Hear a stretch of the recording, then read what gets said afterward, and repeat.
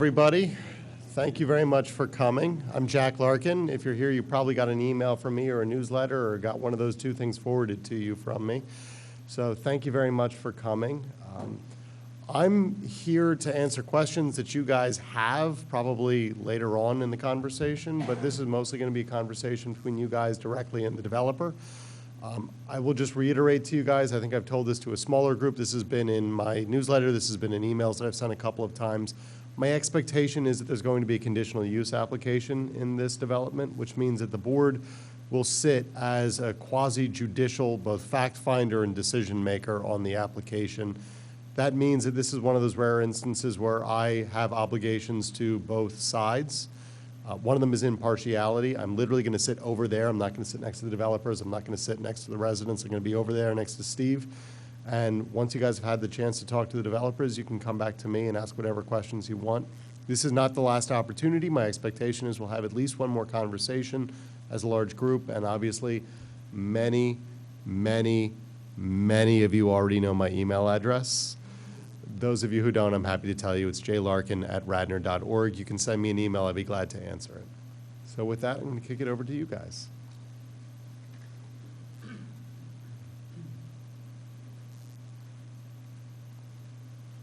Good evening, everyone. And I don't know if I need the mic. I don't know. I guess it's picking up. My name's Charlie Howder. I have a company called Haverford Properties, which is based in Haverford, as you might guess. I own a development investment company that does projects in and around Philadelphia. The project that we're here to talk about today, which is shown up here, which is property that's owned by a trust, actually, that's connected to the Hamilton family. Our company's been asked to take it through an approval process in the township. And so we put a team together, some of whom are here tonight. We have George Brosman, who's a land use attorney, Bern Panzak, who is with Glacken, Thomas Panzak, their landscape architect, and Rob Lambert, who is a civil engineer. Their purpose for being here tonight is really to answer questions. They're subject matter experts in kind of their various fields. And so they're here as a resource to answer questions that might come up as we just talk through the plan. So I met informally with Mr. Larkin, I guess about a month ago. Just as a courtesy, our general approach is to first meet with the elected official of whatever district we might be in, preview plans with them, get a chance to ask questions, answer questions. We also met informally with staff to do the exact same thing, all leading up to a meeting like this one where we can, in a hopefully informal setting, go through the plan, go through ideas, answer questions, and just have an open dialogue to talk about the property, the plans for it, and answer questions and get feedback. So I think, as everyone knows, I think I've got this straight. This is the property in question. I apologize for the resolution on the screen. I don't know if it's the laptop or the projectors, but it's a little grainy. We tried to turn the lights off to give it a little bit more relief, but I think obviously everyone here is familiar with the format. This is the farmer's market. This is Lancaster Avenue. This is Eagle Village. This square is what we tend to refer to as the main parcel. It's where Mrs. Hamilton's house is Charlie, located. just because this is being recorded, to the extent that you're able to, could you use the mouse to point? If you're able to, because that will then let the people who watch this who aren't present, like that. Oh, okay. I didn't know we were being recorded. Okay, yeah, so this is the main parcel. This is Stratford Avenue. And then this parcel is generally a rectangle, but it does have this sort of odd appendage which goes back to Stratford Avenue. Going to the next slide, this sort of shows more of a parcel map So you see here's the main parcel, this is Stratford Ave, this is the parcel I just pointed out, and then this is the township line. So we're right on the edge of Radnor here. This is Tredyffrin, this is Radnor. And the color codes are the zones, which match up to the zoning code. So we are in R4, which is the light green. Up here we have commercial, obviously, with the shopping center. We have a shopping center here and office buildings, and then residential surrounding us in the other parts. So this is the same picture as the first picture that we looked at, which shows the proposed development plan. So here we have a group of 41 carriage homes, townhouse-style homes. Here we have 9 single-family lot homes with a road coming in here that's a cul-de-sac that's similar to the West Avenue cul-de-sac coming in. As Mr. Larkin referred to, under the zoning code, there are various things that dictate what you can and can't do. One of the things that's allowed by conditional use is this townhouse, carriage house formation.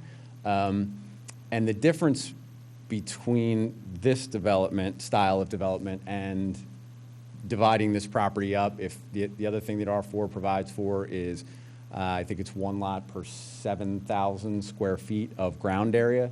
So the alternative to what's shown here would be to take it and just come up with a plan to sort of create a bunch of single-family lots. And so the pros and cons of the 2 different approaches under the zoning code, if we did single-family lots, it would just be single-family lots. So there would be a square of ground or a rectangle of ground, there would be a house on it, and everyone would be responsible for their own house, their own lawn, period, full stop, just like any other single-family home. When you go to a style of development like this, where you have townhomes or carriage homes, typically, and in this case there will be, it'll be governed by a homeowners association.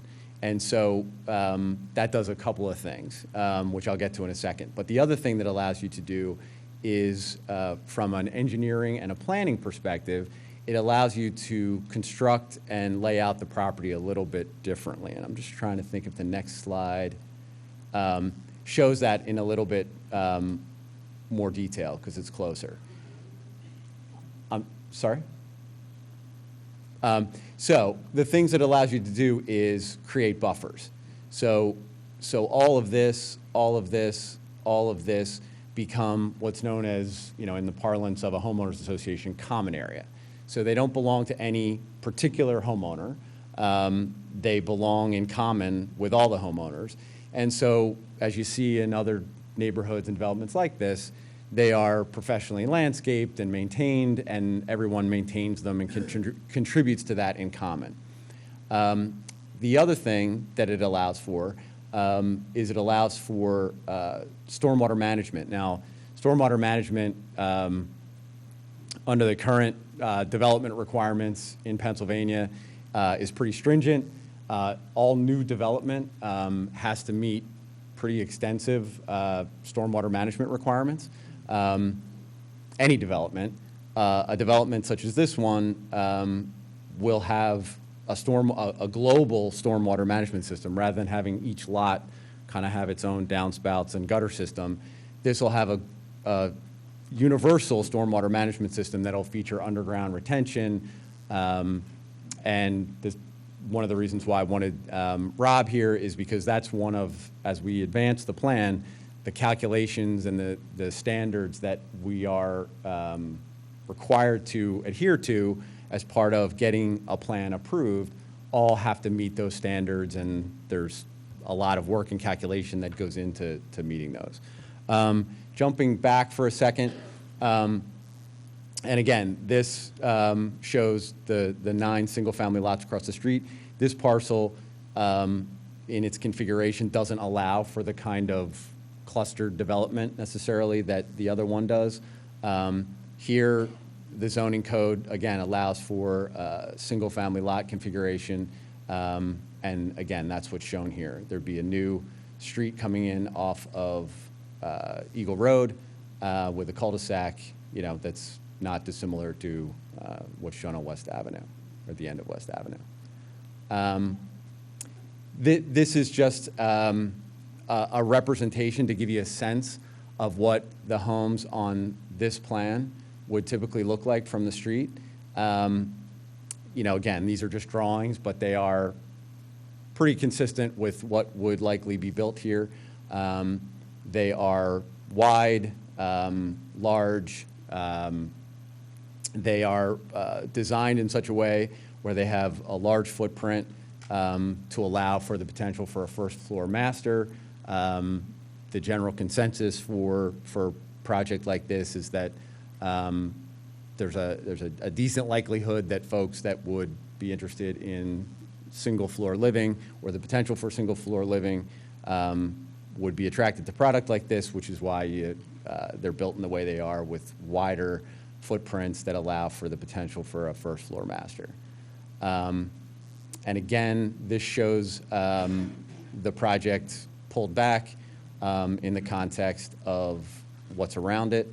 And, you know, the thought, which I think is reflected in zoning, is that the R4 district is a residential district, but it allows for higher density than, say, an R1 district. And here, I think that's the reason why why R4 exists here, is to act as sort of a transition between this is all commercial, this is all commercial, this is all commercial, and then as you get into residential here, here, and here, the idea with R4 as opposed to R1 is the powers that be would presumably thought that there was a transition between a lower density residential zone and these, you know, Lancaster Avenue facing commercial zones. And then this is really for reference. I don't plan on kind of reading this chapter and verse. This is obviously in the zoning code, but we included it here just for reference if it comes up, of just how the zoning code talks about R4 and the language that it uses to kind of describe what you're allowed to do in an R4 zone. You know, with that, I'll sort of throw it open to questions or thoughts. Again, this is set up in the style because of the room we're in, of it being, you know, me standing up here behind this podium with a microphone. When it's much more intended that it be a conversation. I'd much rather us all be kind of in a circle. It's not meant to be, you know, you asking questions and me being this sort of font of information. It's very much meant to be a dialogue, and so, you know, I hope it is. I'm just Sure. going to jump in quickly and ask, when you get questions, could you, to the extent you're able to, repeat them so that it gets caught out by our mics? Yep. Thanks. We don't have to introduce people and addresses and all that stuff. No, this Yeah. isn't a public meeting. It's Okay. just, there are people who have asked, could we please see this? We can't be here, and we're trying to do that. Understood. Sir. Thinking it would be nice if people would give their name and address if they're willing to. Oh, yeah. I'm not going to take notes, but, yeah. Hi, I don't know most of you, but I know some of you. My name is Joe Shuda. I'm a Forest Lane resident, and Jack and I have communicated along with Greg here and Karen and Morrissey. You probably already met them. I have not, no, but. Regarding the plan, could you expand that, please? Yeah, let me get back. The main parcel? Yeah, the main parcel. There, yeah. And the lower left-hand corner of the main parcel, there's a area Oh. highlighted. Immediately to the left of that highlighted area, to the midsection, that's my property. Right here. What is that highlighted area going to be? Yeah, actually, I should have pointed that out. So of the properties that the Hamilton-related entities own, there's the one over here, which you see the strip. There's this. And without getting into all of the things, one of the other things that they own is this. And so one of the things, and there's a house there, as you There know. are two homes, There's one here, and there's one here. So I think both are owned by the Hamiltons, yeah. So this parcel, which has a house on it, the plan is, as part of this and as part of kind of creating green space, being mindful of stormwater. So, and again, Rob can probably talk till he's blue in the face about stormwater calculations and how you come up with that methodology. But the bottom line is, before we even put pen to paper, Mr. Larkin and I had a dialogue, and he sort of gave me some things to think about as we started putting pen to paper. And one of them was buffering and being mindful of stormwater. And so while, again, we can, and happy to do it either in this format or in another format, literally go into the as much gory detail as we would want about how the stormwater is calculated and all the requirements we have to meet. But the thought was that if this is happening, we'll just make this into green space. Just take away the house and just make it nothing.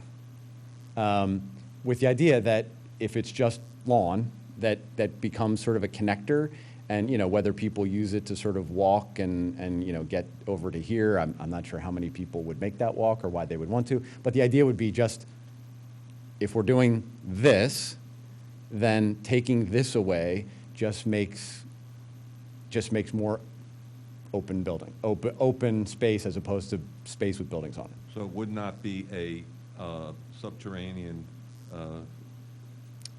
catch?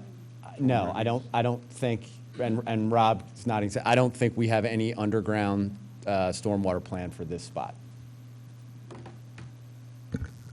So I'll kind of highlight the stormwater really quickly. Is there's proposed underground stormwater kind of in the open lawn areas that I'm highlighting here in the kind of the U shape of the buildings out closer to Stratford.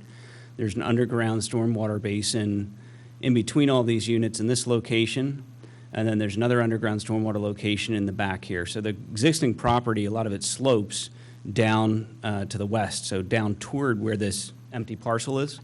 And we actually put a swale in all the way along this property line to stop any water from running from the development to the adjacent property. So we're trying to capture all that water, direct it down into controlled stormwater systems. What this also allows us to do, there's an existing collection system which all this water gets to at some point as it runs through the property. So there's an existing collection system out in the street that we would connect to so that it wouldn't be kind of nuisance flow running across properties. The reason issue is I sent Jack Larkin a video and a letter from, did you see the video? I don't know if I saw the video. I don't think I saw Okay, the that was video. Saturday with the 2 inches of rain we had. Oh, no, I didn't see Well, that. that situation has been persistent, mainly because of what you just described, the runoff coming down through the property. And over time, it has created a major problem. In Hurricane Floyd, in the week before I sent Jack the letter from 2005 that I addressed with the township here concerning flooding, Steve Orsini, now Steve's here tonight? Yeah. Yeah. We had abnormal flooding, and that was a major problem. And I actually have flood insurance on my property to, mitigate any problem. Yeah. Now, the other side of this situation, and this is going to be discussed, I'm sure, by many of the other residents, but the concern was the sewage system. How's that going to be handled? It'll be public sewer, and so sanitary sewer will flow from this property into the public sewer and be taken away. I'm on the understanding there is a capacity issue.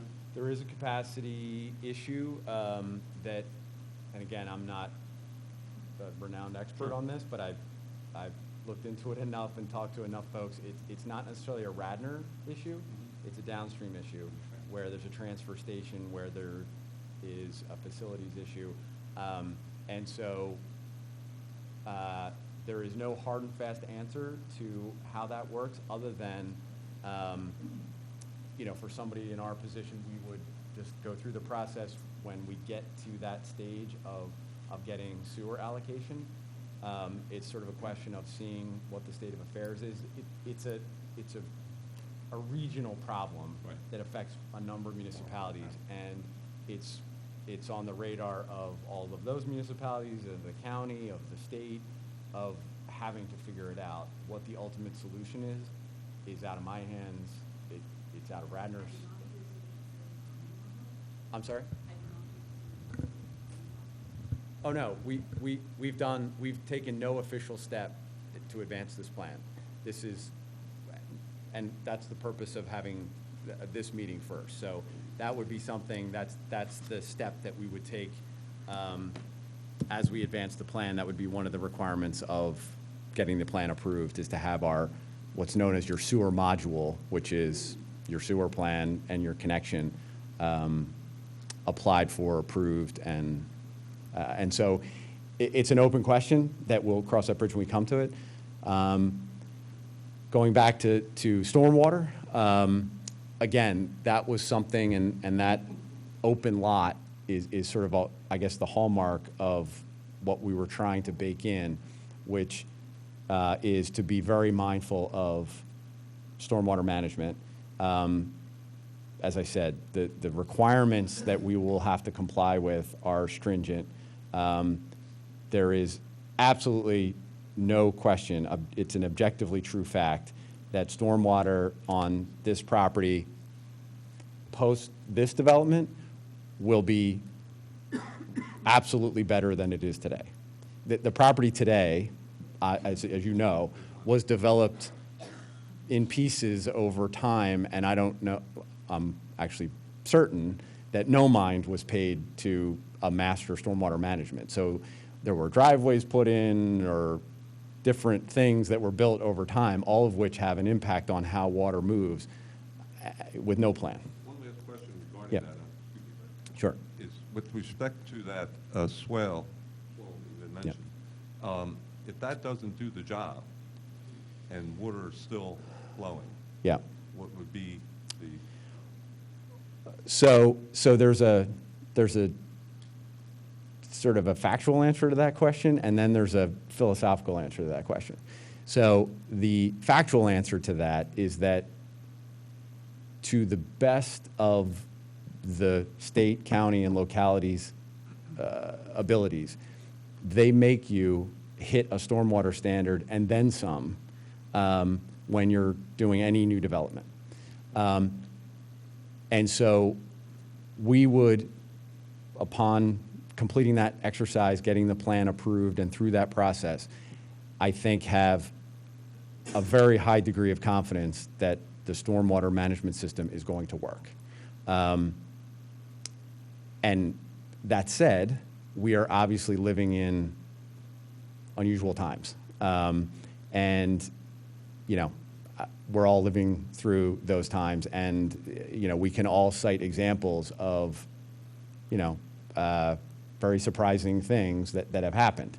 That said, I can guarantee you, objectively true, that what will be there if this is developed will be better than what's there now. What's there now, the water comes down and just goes, as you know.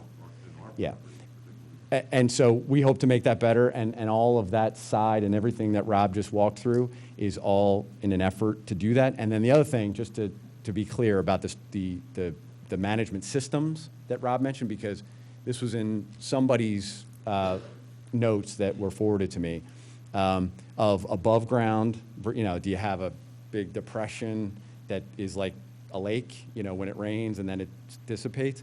Everything here is underground, as Rob pointed out. And so what that means is that if you were standing on these lawns here, you would have no idea of what was underneath. It looks like a lawn. It's not a swale, it's not a marsh, it's a lawn that has underground systems. Sir. Hi, my name is Greg Zari. I live on Forest Lane as well. I know that there are a lot of neighbors here who have other issues to bring up, and I don't want to beat this to death, but obviously for us on Forest Lane, stormwater is a major concern. You indicated that because of the natural slope and the terrain, you're bringing water across the site down to that piece of property that'll become a vacant lot and enter the stormwater system in the road. I guess that's you're going to discharge into the stormwater piping in that road? Yes, that's the intent to Okay. be able to connect. The stormwater piping in that road was recently increased in size. I think they put in a 24-inch pipe in there. I think there was an 18-inch pipe at one point in time. And that was done a couple of years ago after there was a significant flood in our street, 3 feet of standing water in some areas. We know that, speaking with the township, Radnor Township, Tredyffrin Township, which is the township I'm in, that pipe leads to Old Eagle School Road and ties into the stormwater system there. That road is a PennDOT road. That road has an 18-inch pipe in it. So even though there was a 24-inch pipe, it may be acting as a reservoir and holding a little bit of the stormwater. We still get water in the street. And now you're going to be bringing a substantially larger amount of water because you're piping it directly into that pipe as opposed to allowing it to flow across what is now undeveloped for the most part. It probably has more impervious coverage than this plan has. And, a chance for it to absorb into the ground before it reaches the street. Here you're bringing it into the stormwater system that right now when we get a heavy rain, the water comes up through the stormwater grates into the road and floods the road. So we know that system that you're attaching to is inadequate. So as I talked about, most of this property drains all down to this. So it's getting into that system, whether it be up at the high point or further down. And so all that water is getting there without any stormwater controls. Once we actually put stormwater controls in place, the township, Steve, will hold our feet to the fire that we will actually have less volume running off of this property when this is all done than when we than does today. So today there's actually more water that's going to run off the property than when we're complete this project. You're going to be retaining it? Yeah, so the underground, so we've done infiltration testing, which shows that we can infiltrate into the ground. And so these systems will be infiltrating stormwater back into the ground. So just to translate that, so essentially what you do is you put equipment, it's not equipment, it's retention basins underground with the idea that and an infiltration test is something that the engineers do when they're trying to figure out what to draw and where to draw it and how big things should be. You literally go dig a hole and see how fast water can percolate through the soil, and then that all goes into your calculations as to how big the basins need to be. But essentially, they're they're sized underground catch basins that are meant to pull the water, hold the water, and are sized sufficiently so that they can allow it to seep into the ground. And as Rob said, allow less water to leave the property than currently. The rate of percolation, though, what does that do to the stability of the ground?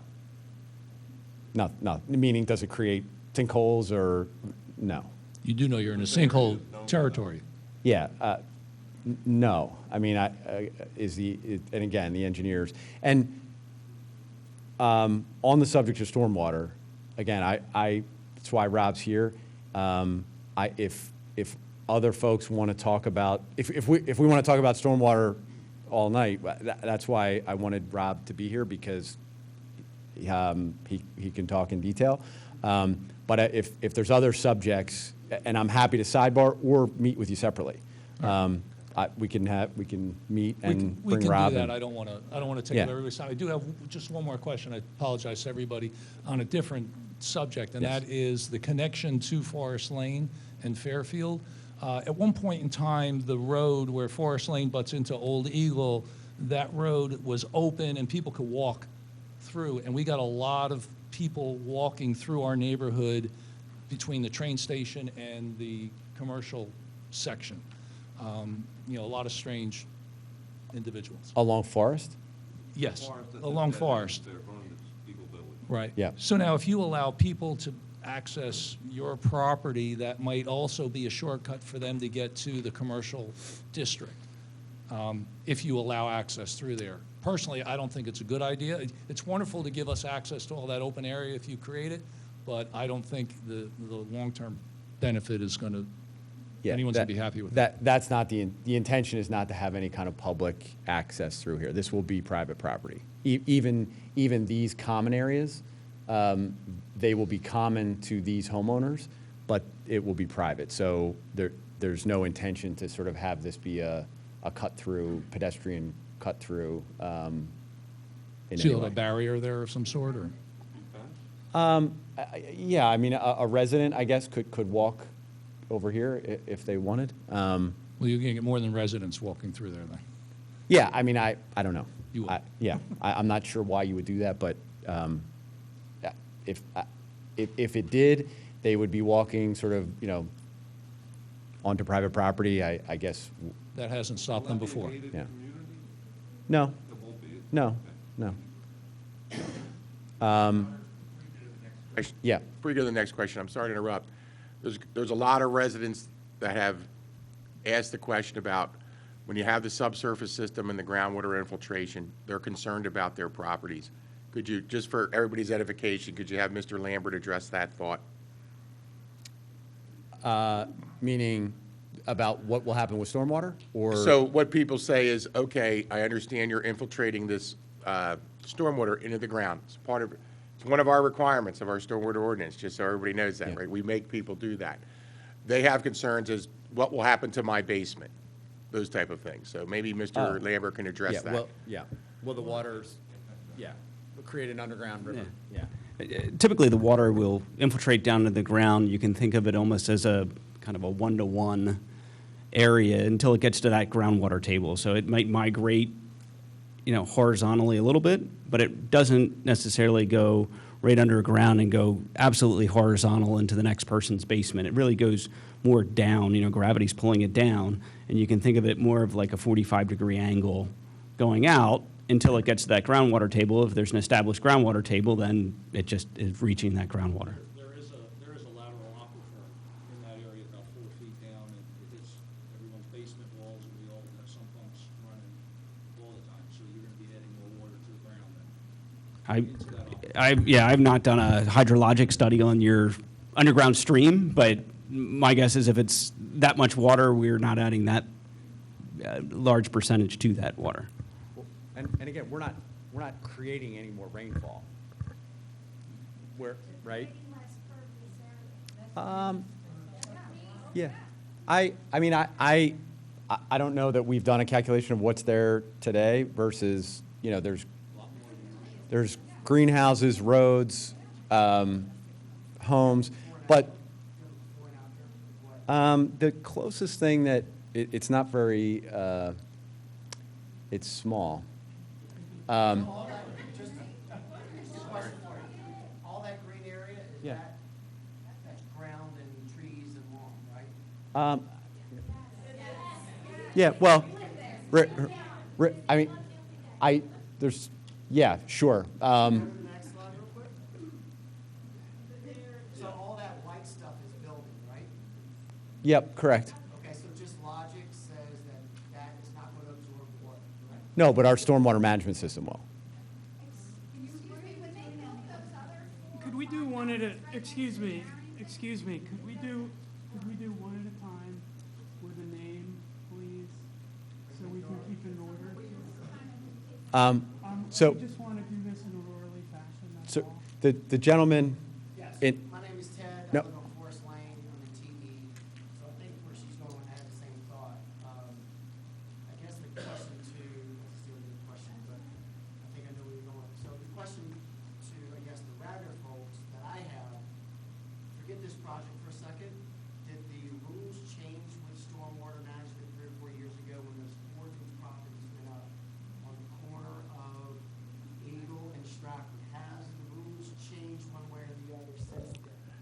The Township Stormwater Management Ordinance was adopted in 2005, and it is still that same ordinance. That has not changed. Okay, so the question, so, I'm sorry, let me just- so we just did a meeting in TE, so bottom line is, this is a higher area, right? So there's a couple things that we can't control. So they did a study of rainfall, and for whatever reason, in 100 years between 1900 and 2000, we're getting on average 42 to 43 inches. And they showed the data, right? All of a sudden, in year 2000, in the last 18 to 19 years, it jumped up 20%. So I'm not an expert, but let's just look at some logic. All that gray stuff doesn't absorb water, right? All the green stuff before, I'm understanding that you're saying it's going to be better. But with all due respect, the decisions that the township made a few years ago, it checked all the boxes, correct? You guys had to approve it, and then there was another builder in here that probably checked all the boxes and had a bunch of smart people up there that went through all the checklists, correct? I'm actually, That's a question. yeah. Is that like a yes or no? Like you guys went through the process? So you're saying you guys, but we're an organic board, and I wasn't a member of the board at the time. Township decisions. I know, but I'm saying that I wasn't here, so I can't answer that for you. Speaking on behalf of the township. right? So But I still don't know the answer. I'm going to let Steve So answer here, let's that. just connect the dots. So this is, I can speak at least for the folks on downstream. There is a major, major problem already. I have zero confidence in the two townships working together with builders, and I am pro-business more than anyone, okay? The project is going to lead to more issues.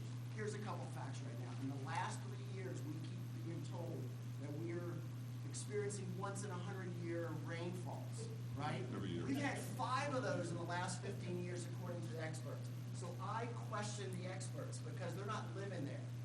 Another fact, there's 20 homes that have been affected in this area. There's been $100,000 worth of damage. There's 2 cars that have been flooded. We had friends of ours that had a basement on Old Eagle. There were fish in the basement through a once in a 100-year flood that was 3-4 years ago, and it just happened in the fall of 19. We lost a basement. People have lost tons of appliances. So I am just extremely concerned that the townships aren't working together, and that the new management plans or the stormwater plans, they didn't work a few years ago. The only thing we can point to is getting 20% more rain, and 4 new properties went up at the corner of Eagle and Stratford. And I don't even know if you did it. It doesn't matter. But my No. point is, the only thing we can point to is more development that's leading to more downstream effects. You Well, follow me? yeah. So, to hear you say that, hey, we've got a great system in place, I really question it because I bet you the other developers had good systems in place. No? No. They did not. No, well, like the single-family homes, that, There's 4 that, you know which one I'm talking yeah, about? that's my point, is that they, The brand new one. yeah, they don't have Well, time out. underground stormwater. They got approved. No, but that's, They got approved but- based on the requirements that but the township that, allows. that's the point that I started with, which is that by doing this style of development, it allows you to do underground retention systems that will absolutely make the stormwater retention and management on this property better than it is today. So what's the Whoa, whoa, plan? whoa, all right, I just gotta ask you a question. Hang on, guys, one second. Please, One second. please, let's stop the shouting, one person at a time. Just Let's just how be you're making that statement, it's gonna be better. Than it is But today. a lot of, have you guys done those studies yet, or no? Well, we know that there is no stormwater management system on the property today. But it's all green fields, right? No. I mean, there's a couple of homes. No, but Just go back to your picture, it's all it, green. it does, I mean, well, It doesn't manage the water? it doesn't, no, other than the water falls on it, but to the extent that there's impervious surface, it just sheet flows into Grant Avenue and Forest. Okay, according to our meeting, they showed the same acreage of land, right, in TE. There were a couple houses down from there. They mentioned, and these were real experts, that of the average rainfall of 43 inches per year that we're getting, which is 20% increase now, only 2 or 3 inches was going into runoff, okay? That is an undeveloped area. It's all grass and now all trees. Where you have a lot more than that than what's pictured here, okay? So my point is, now in a developed land, they showed that it was the reverse, where you're getting 20% more water, and oh, by the way, not 2 inches is going into runoff, it was like 35 to 40 inches is going into runoff. So these are people that's all they do. I can't speak to the particulars of that. You're saying if it's real. Well, okay. It doesn't make sense. It does not make logical sense that all of that building construction is going to improve it just because you're putting in a water system right now. I think if you look at the math, it would. But you haven't done the math? Well, we're at a preliminary stage, but we will, and we've done enough infiltration testing to know that, or to. Because the same rules of- Okay, well, when we get to that. You have a lot of work to do to convince the audience, I would say, that well- plan is going to work better than what it is today, because what's today is not working, and I can't see how you put a lot more property up, it's going to work. Just to be clear, you Well- know, when you built the technology, those 40 homes that went up, made the pump work. Right? So these are in the last 4 years, Yeah. where the town approved plan, the town got worse. So that's where the. Do they have underground? Do they have? Do they have underground retention? Yeah, I didn't build those. I don't know what they did. Well, you know, ma'am, this gentleman right here, yeah, has been waiting. The plan that you're showing, is that by right, or is there zoning relief involved? No zoning relief. It's a by right plan So just that. a follow-up question, you've been suggesting the whole time that in single-family homes, there would be no on-site stormwater No, holding. it, I there, don't understand. there, that. there's, Can Rob answer that question? sure, it's just different. If there's, I understand it's different, but Yeah. if it's single lots, Sure. there would still be on-site stormwater management, correct? Hey, Jesse. Yeah. The on-site, so single-family lots will have, each one would have an individual, so on the single-family lots, each one of the single-family houses has its own individual underground stormwater basin related to that house. There's one also related to the road up there. For the main parcel, where we're looking at the carriage homes, I think what Charlie was trying to say was the larger underground stormwater systems are managed by the homeowners association that will maintain them, run them, and, you know, make sure that they're. Does the calculation skew, so if you do, you're saying that's by right, as you showed it there. It is not. That's what he just said, that's why I said. I think that he got cut off. It's not by right. It doesn't require zoning relief. It requires a conditional use approval from the township. If the conditional use is granted, then that would become by right, but it is not presently by right, which I suspect, Charlie, that's where you were going Yeah, before you we got cut off. So can you clarify the difference between those two things? By right or zoning? Yeah. I'll let George explain the technical parameters of the conditional use versus. For the main parcel? Hi, I'm George Brosman. I'm the attorney. Just real quick, a conditional use is, under the law, a permitted use under zoning. It's something that the zoning allows, but it requires that you file a conditional use application and you go to a public hearing. And then in a conditional use ordinance, there are standards that have to be met. And it's the applicant's burden to come to the township, come to the public hearing, and bring proof forward that the standards are met. If the standards are met, essentially then the applicant is entitled, in my view, to have the approval. It is a specifically form of a permitted use, but it has to go through an extra procedure. So that's the difference. We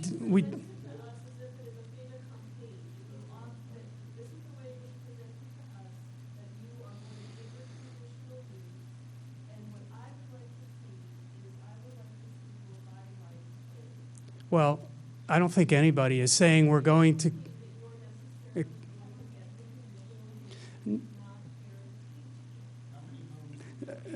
Let me answer. We never said we are going to get the conditional use. We said we have to apply for it. I believe if we meet the standards, we would be entitled to it. But the commissioners will have to decide if we meet the standards, and they'll have to take a vote. Nobody here has said it's a fait accompli. We have to put a lot of information together.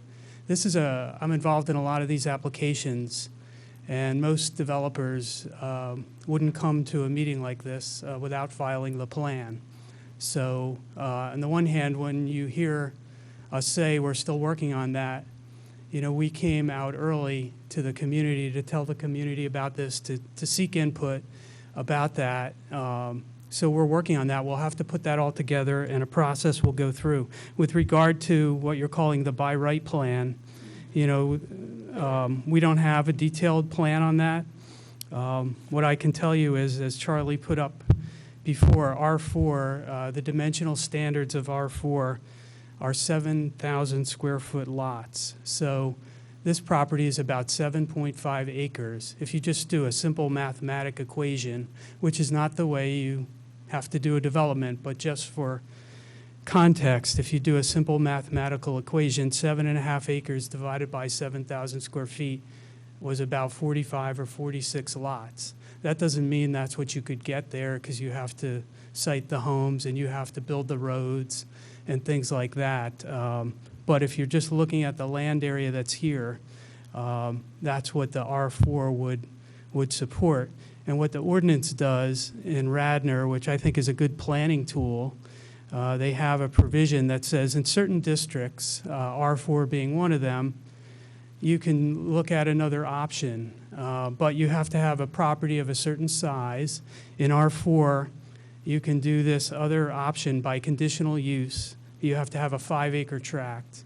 This tract is about 7.5 acres. And what the code was trying to do, and it's a recognized planning principle, if you have a larger piece of land, rather than having you lot it out with 7,000 square foot lots, building a lot of roads and things like that, they're saying basically in the ordinance, we'll let you do something else so you can provide some open space, so you can provide a more flexible kind of development plan. So that's what we're going under, and we have to put a lot of information together to do that, studies, things like that, and we'll come forward with that. And the Board of Commissioners has to hold a hearing, and they have to decide. We're not saying we're going to get it or not get it. We're trying to do our homework and make our plans comply. May I ask a question? I'm just going to pivot the conversation for a moment. My name is Jennifer Peckett. I live on 3 Madison Lane, which is composed of Madison and Lincoln Lanes, right off of Stratford Avenue. And I'm president of the Stratford Avenue HOA. So there are 11 townhouses there. And my question is a little bit things for your group Ma'am, to is that consider. this here? Yes. Okay, yep. Yep. So my concern is, along Stratford Avenue, there's a fair amount of foot traffic. There's a larger amount of auto traffic, obviously, particularly people going to and from the train station. I know when our community was built, the builder was responsible for putting in the sidewalk that now the HOA maintains, our expense. So I would respectfully ask, that as you're making your plans, are you planning on putting in a sidewalk? Because that's a busy street, and it is a residential area, and if you're going to be putting that many more people in and out of there, that's a concern for us. Yep. Additionally, and this is way down the road, and I know you Thanks, gentlemen can't answer this question tonight, but I'd like you to think about it.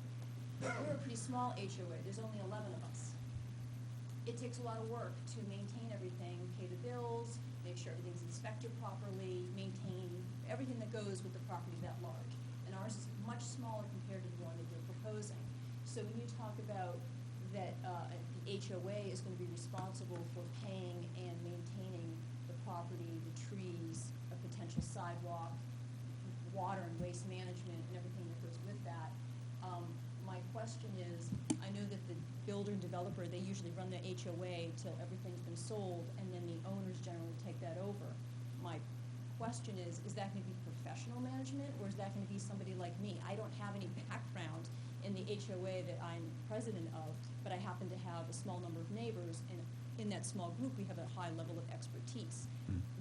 I'm very concerned about, 5, 6 years down the road, when these are all built and sold, assuming that happens, all the questions that these people have moving forward, if there are issues, who do they go to? Somebody like me, who doesn't have any background in this, or somebody more professional? So the answer on the sidewalks is yes. It's hard to see here, but there are sidewalks planned along Eagle and Stratford. Right. So yes. And then as far as the HOA and its management,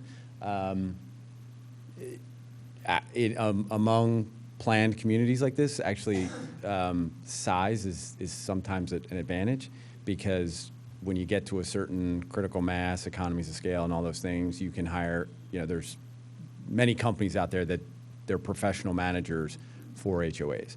I myself live in a community that has a similar unit count to this one, and we have a professional management company, and I think that's all they do, is manage HOAs.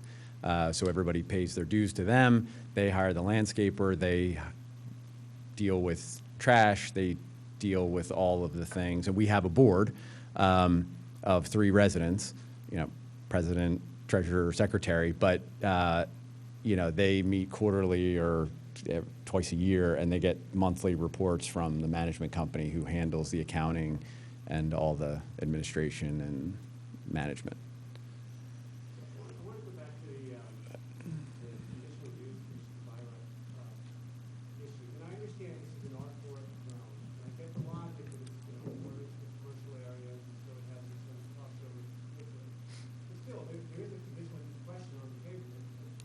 My understanding is the Township is back and other agencies, the by right plan is effectively 20% fewer homes versus townhomes. So you're not going to be able to pack 45 homes in there because of all the other aspects of development. The reason I'm going down is that we're talking about enormous in density in our neighborhood. And unlike some other places in town where, some apartments or townhomes have been built, Stratford is a small street, right? The amount of just volume of traffic, this substantial impact, I think, the neighborhood. So I have a hard time understanding why, personally, I'm certainly in favor of having more single-family homes than townhomes. So I'm not sure, Why we did this? Yeah. it probably makes you more money, but for the neighborhood, I don't see how it helps. No, well, it's so. I mean, there's no real rocket science to sort of the approach to this, to a property like this, from a zoning perspective. If we were seeking zoning relief or changing the zoning, getting apartment buildings built or something like that, that would be a tough road. So we essentially look at the property and we look at R4, and you literally open the book, and R4 gives you kind of two paths to follow. The one path is you can do, as George said, one dwelling per 7,000 square feet, and then you have to, get out, Rob gets out a pencil and starts sketching out how you fit in the roads, driveways, radiuses, and all that stuff.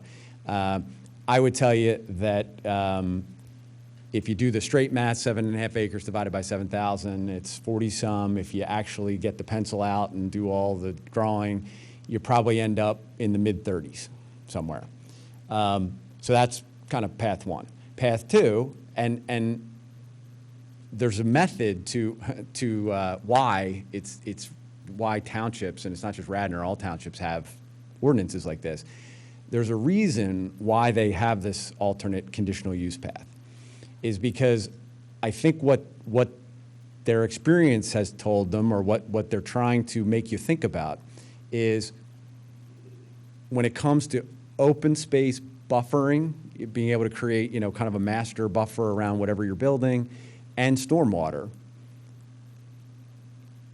Path two, the conditional use path. So if this was all what we call kind of lotted out, so you had 34 lots, and they like the ones on the corner, they all kind of have the rain that falls on their house and their property, they try to collect it, and that's it. And you'd have 34 individual lots all kind of trying to do that but not connected to each other in any way. They'd all just independently managing their stormwater.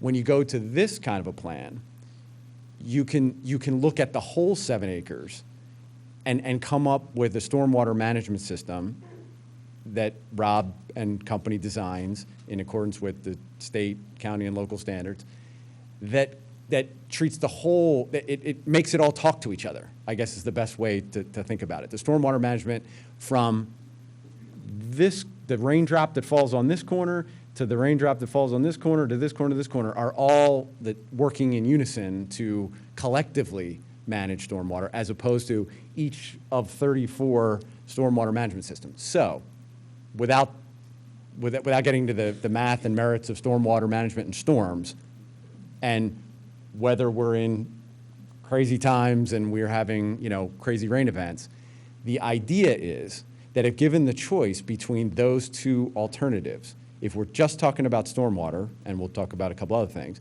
on the stormwater front, you have a better chance of coming up with a system that manages it in a more comprehensive way than having each of 34 systems manage themselves. That's number one. Better for managing stormwater. Because, ma'am, you can't do that. Because if you have a single family home, you're not in connection with anybody else. You're okay. So one, you come up with a master system, and it all, as in the crazy parlance that I just used, it kind of all talks to each other. It works collectively. So again, the raindrop that falls on this part of the property, and it's all tied into a master system, as opposed to you have this all lotted out. So a house up here, to the extent that their system gets overwhelmed, it sort of just passes the buck downstream. And then the guy down here, where just based on grade and the way that this property kind of falls and flows, which, to be totally candid, I think that's kind of what we all experience now, is that depending on where the house lies, you kind of end up holding the bag for other properties because to the extent that their system takes it downstream, so to speak, you kind of just pass the buck. The idea with a master plan system is, to the greatest extent that we can, not being able to have a crystal ball as to what the future holds or predict, to the greatest extent, and the law, despite opinions to the contrary, the standards are pretty stringent for modern development. All the other stuff that was developed, if it was developed in the 50s or the 60s, I don't know what the standards were. I don't know that there were standards. But as best we can tell for developing things now, doing it in a master way gets a better result than doing it in a whole bunch of individual ways. I'm sorry? I don't know. They could. Yeah, they could. Charlie, could I add one thing? I just wanted to also say one of the benefits, I may have said this before, but one of the benefits of doing the conditional use plan is that, if you envision this property, the 7.5 acres being subdivided, some of you mentioned the homes across Stratford Avenue that were put in around the bigger house, it would be something like that. The thing that, if we go for the conditional use, and one of the purposes of putting that on the 5-acre properties and more in R4, there's some open space required. That's why there's that middle area here. That's required under this ordinance. And you can see also that along the street frontages, Stratford Avenue and Eagle, there's only two driveways on Stratford Avenue. this ordinance allows us to cluster these around open space and minimize the number of driveways. You know, if you had a number of homes along the street, you would have theoretically more driveways along there. So I think that was the purpose of the ordinance, and it is in many other townships have ordinances like that to have a more clustered development. And the stormwater, you have to meet for either kind of development. I think Charlie's saying there's some advantages to having it this way, but I also think that's an important part of the conditional use plan that is in this ordinance, that we have the open space and we can have less driveways out to the roads. Yeah, I was going to talk about buffering and things like that, which is also part of a master plan. Ma'am.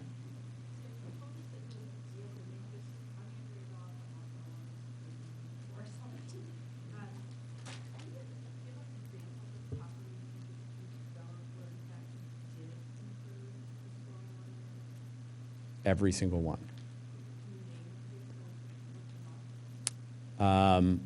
Well, and then the reason I'm saying that is not to be flippant. It's because that over the course of my development career, every property I've developed has been kind of under the regime of having to meet very stringent stormwater standards.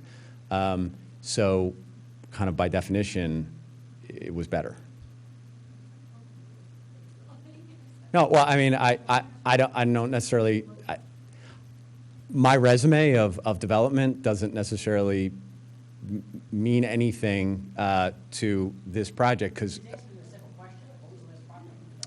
the last project that we built was an apartment building called Maybrook in Lower Merion in Wynwood. But it bears, I mean, it's completely and utterly different to this project. That's an apartment building. This is not, but we had to meet a stringent stormwater standard. We were operating under the same rules, different properties, so different calculations, different, everything was different. But the rules are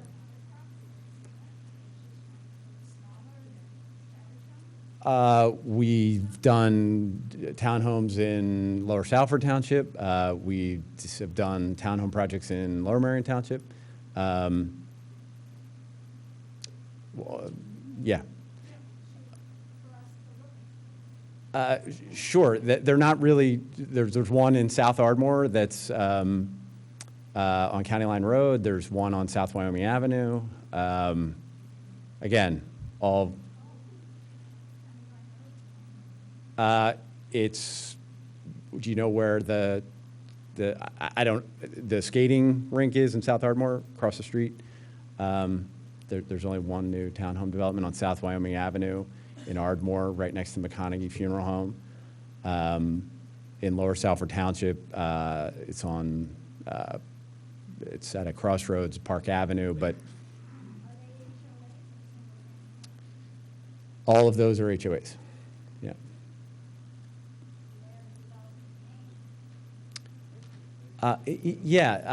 One, I don't actually, off the top of my head, I don't remember what the name of the one in Ardmore is. In South Ardmore, it was years ago. The one on South Wyoming Avenue is called Waterford Walk. The one in Lower Salford Township is called Park Avenue. The one, and then Maybrook is called Maybrook. But anyway, they're all very different and have different profiles than this one, but nevertheless, I'm not sure who was next, but go. I live on the corner of Hedgerow and Stratford, so Yep. I am impacted by both of these developments that you're talking about tonight. And I'd love to talk about ingress and egress from the carriage home property, but before we do that, you just described people who are neighbors of single-family homes as holding the bag for people who have flooding issues on their property. I am one such neighbor who will be holding the bag for those flooded out properties. My yard is already submerged by water every time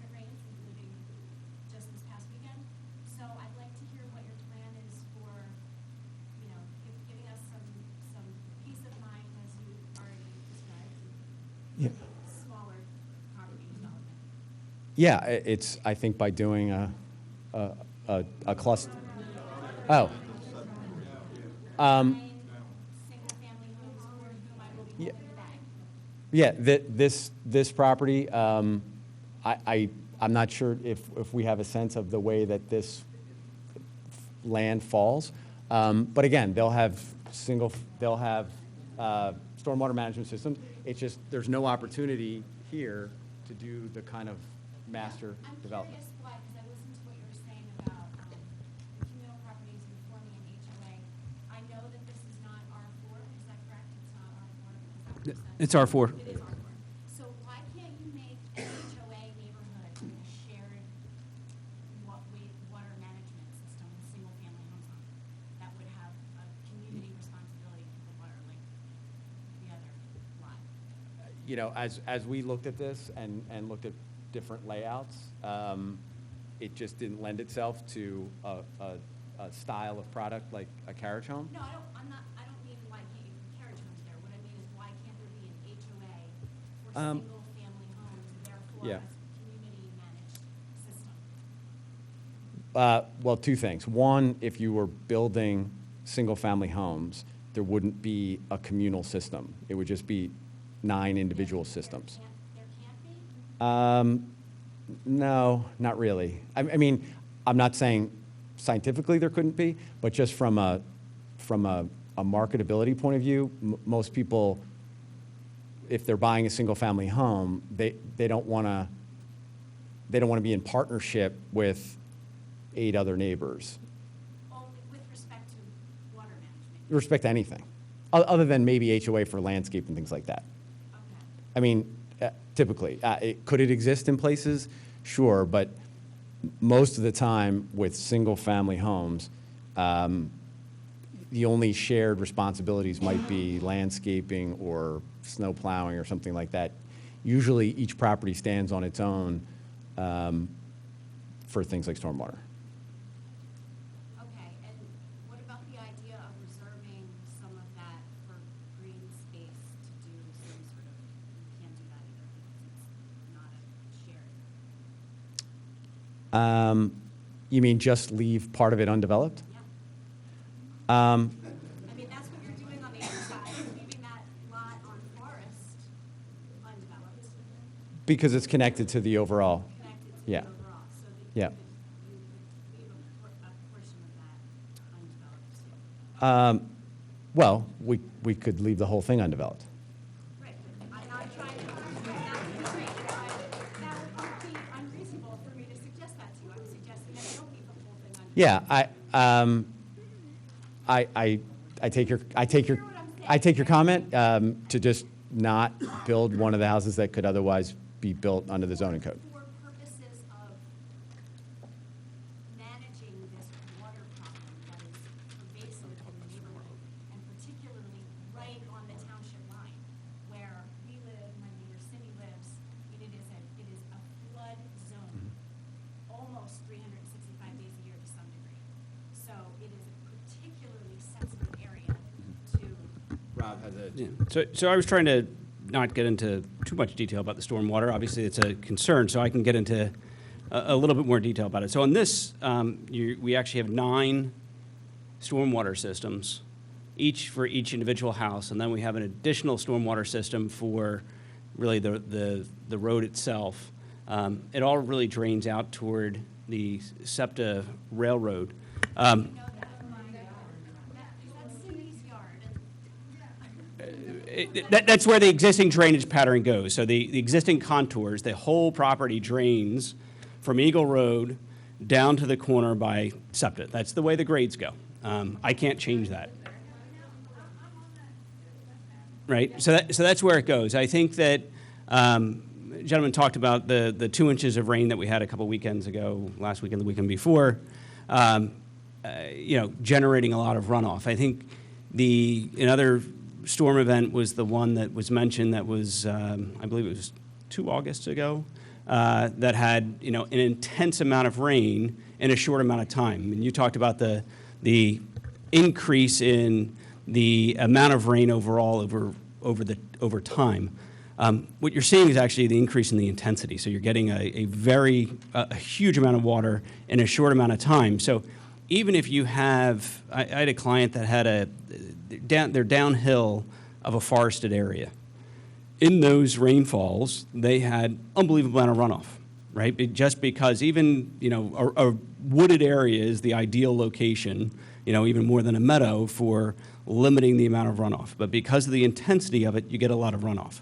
My point to that is properties without any stormwater, even if it's a perfect managed stormwater, stormwater controls, even if it's a perfect meadow, if you get these intense storms, you're going to get runoff from them, right? So if you had no development around West Avenue and you got one of those storms, you're going to get runoff, right? You're adding impervious. It's going to change the runoff characteristics slightly, but once you get over a certain amount of rain, there's the initial abstractions of the soil, right? So the soil takes so much water. Once it's saturated, you're going to get runoff. And so once you get that intensity, it doesn't matter if it's paved or not, right? You're going to get runoff. Once you have stormwater controls, the stormwater now, if you're collecting it and you have the conveyance systems and you're putting into underground storage systems, they're designed to collect that runoff. And so you're collecting it, you're putting it into either 9 individual systems or 10 individual systems here, or larger systems. You're being able to control that, hold that. Some of the water is going to be infiltrating into the ground at the bottom. The other part of it is a released rate, right? So think of your bathtub. If you fill up your bathtub with the fire hose, it's going to fill up really quickly, even if you have the drain open, right? But you're going to meter that, and you're going to let that fill up, and then it's going to meter out the bottom, right? And so we're metering the water out the bottom, and here we're going to have the infiltration. We do not have a collection system we can directly connect to. On the other side, one of the reasons we were including this lot is because of that collection system. And again, I understand that down at Old Eagle School, there may be a pinch point in that system. From a volume and rate standpoint, we are going to be holding more and controlling the rate of that running off.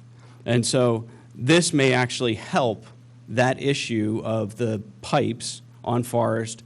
We haven't analyzed it all fully yet, going out to Old Eagle School, but having these systems to be able to collect the water, hold it, control it, infiltrate portion into the ground, meter the outflow, will start to help the size of those pipes and allow the water that once that water starts to dissipate, these systems, fill up, holding it, and it's going to dissipate out over time, will have a lower volume of water going, but connecting to that pipe will reduce what's getting into that pipe kind of in that immediate peak part of the storm. Real quickly, the water that does go through Forest Lane and hits the pipe that's in the PennDOT road. As individuals, we don't have a lot of sway with PennDOT. If we could add voice to your voice and put pressure on PennDOT to do something, that would be great, but something's got to be done, and right now, no one can do anything about it. PennDOT's just sitting on their hands. Somebody's got to be able to move PennDOT off the mark and get them to improve what's in the street. Yeah, we'll look at the analysis of it, but, they're going to look at numbers. At what point does Haverford Properties liability, does it cease or does it continue?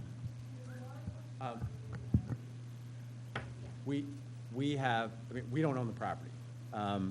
Right, so we're just taking it through a plan process. Right. But if you develop it, Well, whoever develops it, right.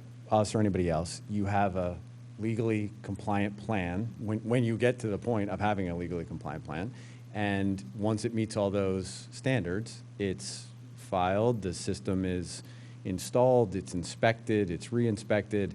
And once it's declared to match, then at some point, the responsibility for it is handed to the homeowners.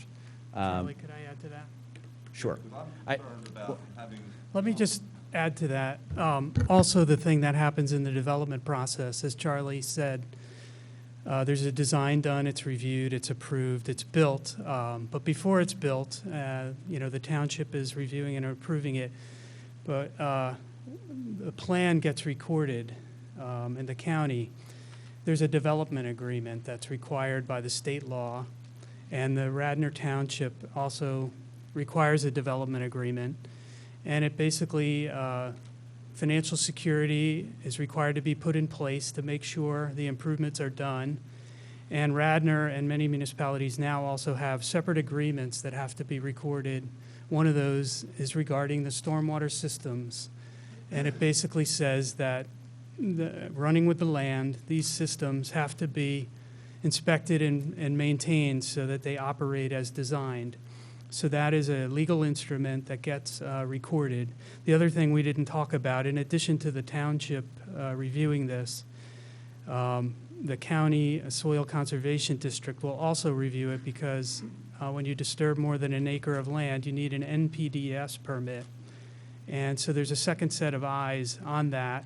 And they also have requirements that things be legally accounted for, that these systems that are being approved, they're called post-construction stormwater management systems, that legal documents are put into place, who is responsible to maintain them, and that they will be maintained. So there's a legal protection there, in addition to what Charlie was saying. How does that, Well, how do you interpret well, I, Can you just the- go back to my point about the ingress and egress in and out of the neighborhood onto Stratford? I actually don't know what your question was.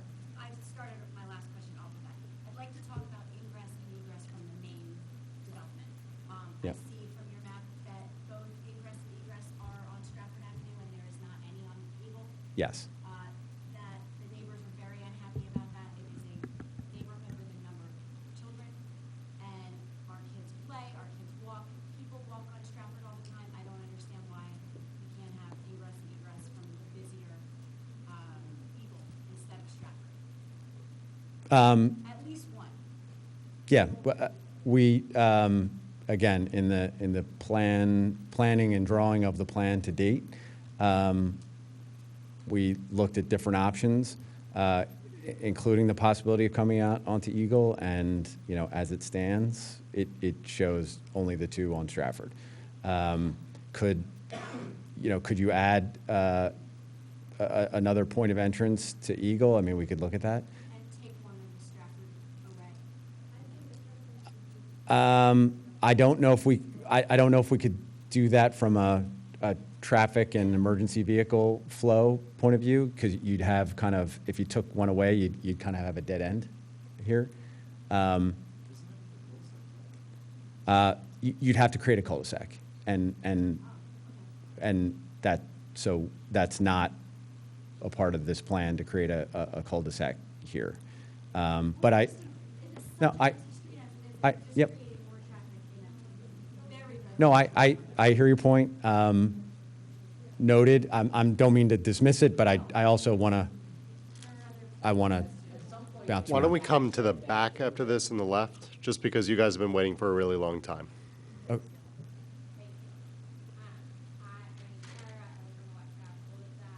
have a couple of questions.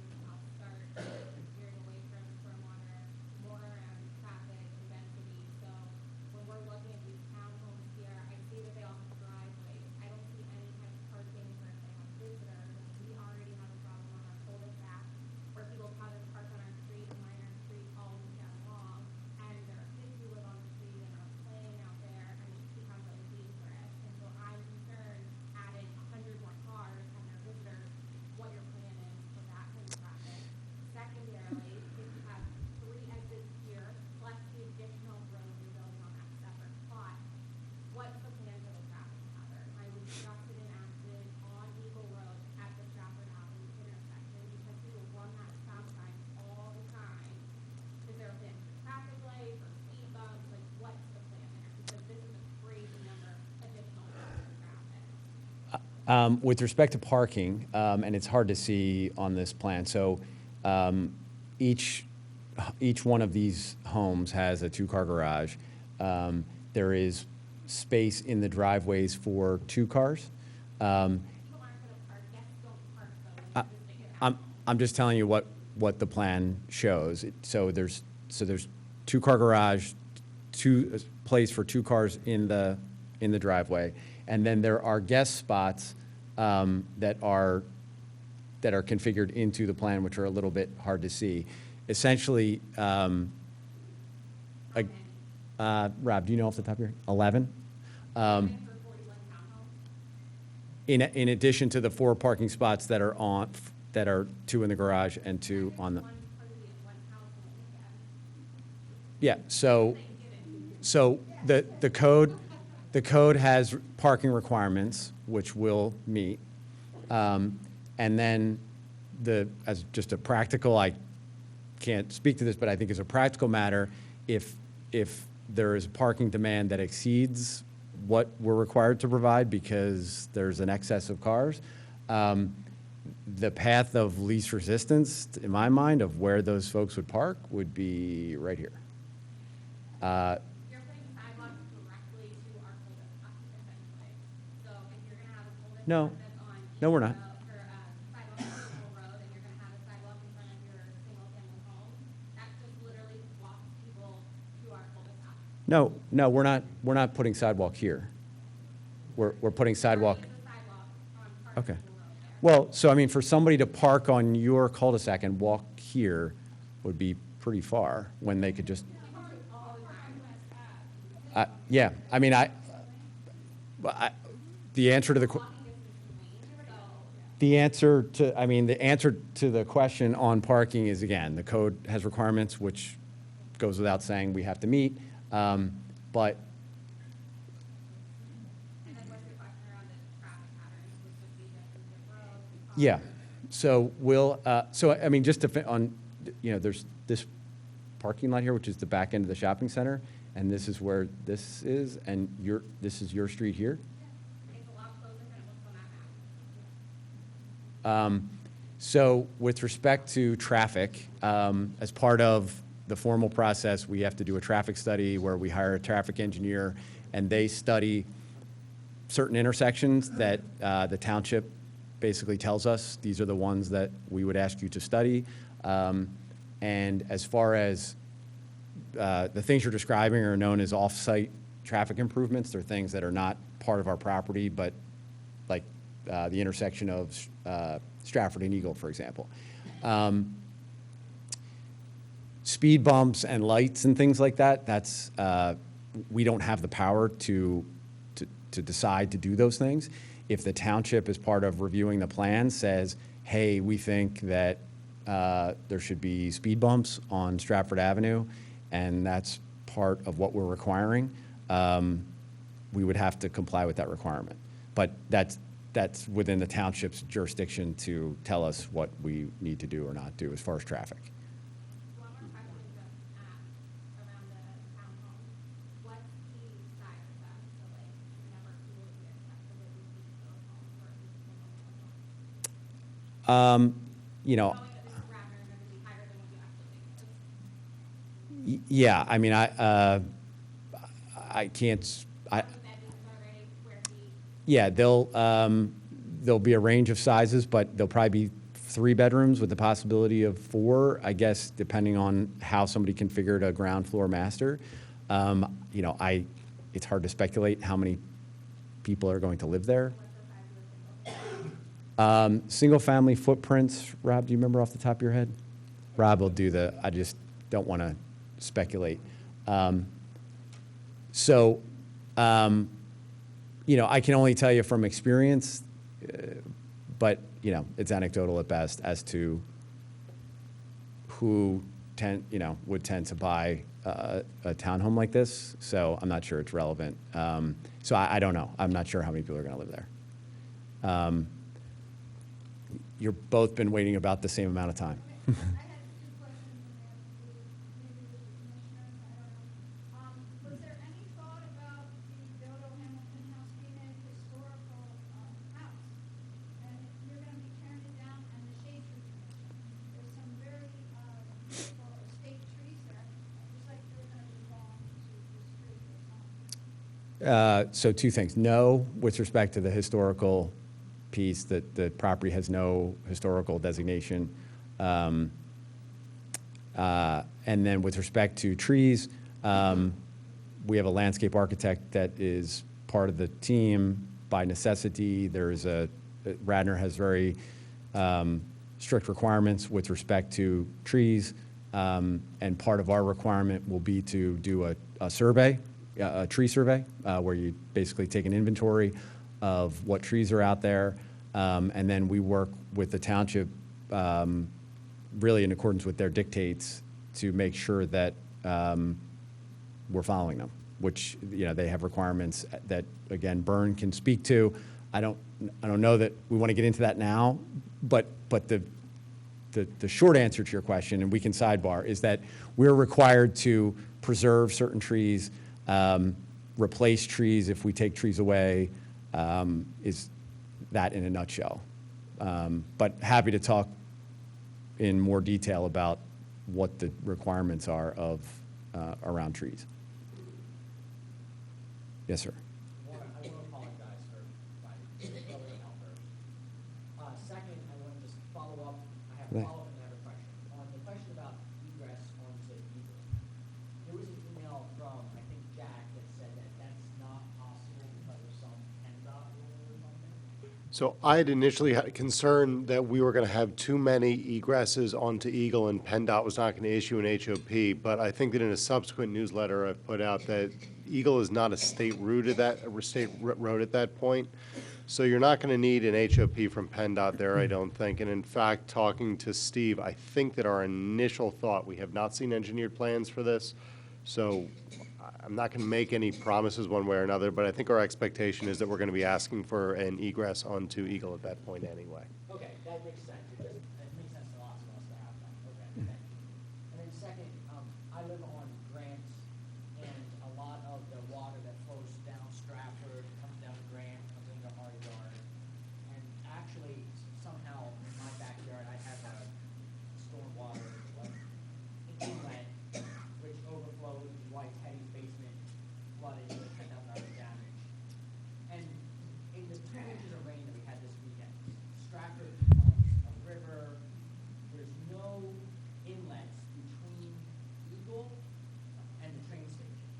It's just, and then what happens is it just all flows, and then comes into that one inlet, and then it floods my yard and then his yard and his basement.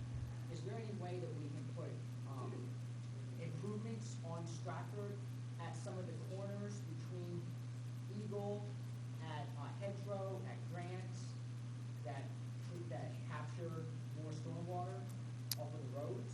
I know that Yep. may not be your project, but can it be part of the project? Yeah, and without having, because I don't necessarily want to go back, and I'm not trying to short shrift the stormwater conversation. I just would rather, there's a subset of people here that would want to talk in deep detail about stormwater, and I'm happy to entertain that. But I just don't want to only talk about that if there's others that want to cover other things. But typically, and you can correct me if I'm wrong, it's not necessarily within our purview to do off-site stormwater catchment. The downstream becomes complicated. Hey, it's a different township. But also you have to put that inlet, has to go somewhere, right? And so then you're putting that pipe somewhere. Where do you connect that to? And do you go all the way out to Old Eagle School? So and it's downhill of where the site is, right? So it adds that level of complication of, I don't think that something over there along our frontage, it's something that we can investigate during the. But I mean, what you're saying though is right now your master plan is to drop all the water into that corner at Forest. I mean, like, isn't that still downstream? Really the plan is to hold it on site, and then outflow. So you were talking about the putting inlets in down here. My point is if you put an inlet there, and the closest pipe is here, you're actually putting, it's a larger, much greater infrastructure project. It becomes a municipal infrastructure project. What I was saying was during our approval process, we can look at, along our frontage, if that's part of our approvals about our what is happening here for the water that currently runs onto the property. Is there something we can do? I think we can investigate that. What I'm saying is doing improvement down here is probably unlikely. Okay. So essentially, like we're at, because we're at the corner of two townships. Like who does what? Well, actually no, because if we do improvements along our frontage, it will help cut off some of that water that gets down there today Where's it gonna flow? Into some big vat? into the stormwater systems. How big is this vat? They're large. They can be, I don't know the exact dimension of these, but these could be 60 feet by 150 feet or 100 feet with, large diameter pipes in them. So it is a large, large expensive system. And I had one last question, then I'm done. I had asked, since you guys are very confident in your plan, and the township's very confident in their ordinances, can we put money in escrow? My guesstimate is that off of this plan, the township's gonna make $5 million over the next 10 years, you guys are gonna make $10 million. Can we put money in escrow to, if the plan sucks, that if there's financial ramifications down the road, that we can go to that and get compensation?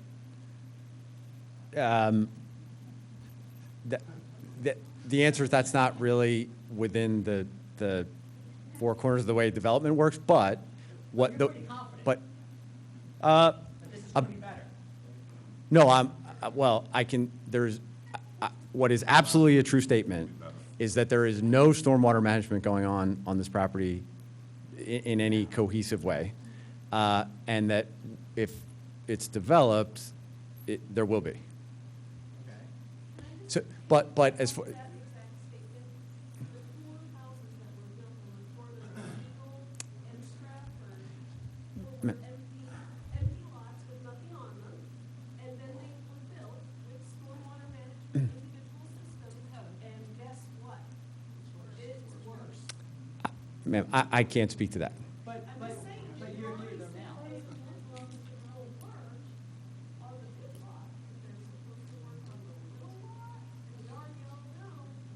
what happens if the plan does not work 5 years from now? Just to Tim's point and her point, that's the concern that most of us have. We hear you, but let's say 5 years from now, you look back and say, hey, we did state-of-the-art stuff, it's not working. So what would we do now if you were one of us? I don't have a crystal ball, but you could put into that same bucket virtually anything.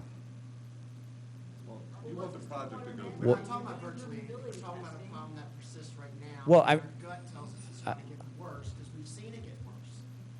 Based on more development.